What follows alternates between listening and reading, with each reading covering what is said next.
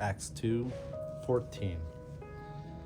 But Kեպha, standing up with the 11, lifted up his voice and said to them, Men of Yehudah, and all those dwelling in Yerushalayim, let this be known to you, and listen closely to my words. For these men are not drunk as you imagine, since it is only the 3rd hour of the day.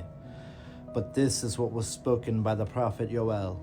And it shall be in the last days, says Elohim, that I shall pour out of my spirit on all flesh, and your sons and your daughters shall prophesy, and your young men shall see visions, and your old men shall dream dreams.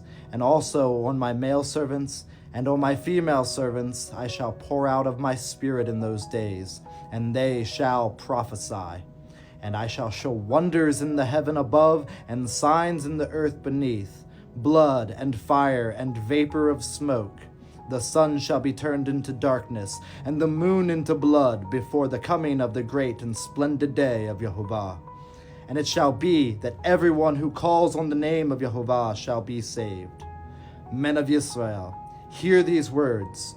Yehoshua of Nazareth, a man from Elohim, having been pointed out to you by mighty works and wonders and signs which Elohim did through him in your midst, as you yourselves also know. This one, given up by the set purpose and foreknowledge of Elohim, you have impaled and put to death through the hands of lawless men. Him Elohim raised up, having loosed the pangs of death, because it was impossible that he could be held in its grips.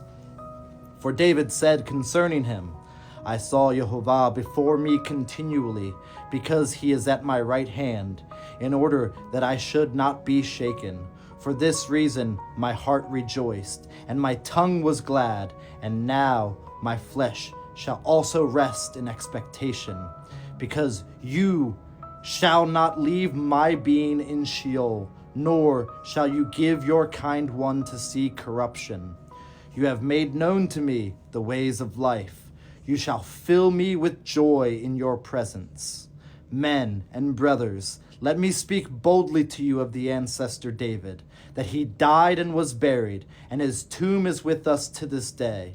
Being a prophet then, and knowing that Elohim had sworn with an oath to him of the fruit of his loins, according to the flesh, to raise up the Messiah to sit on his throne.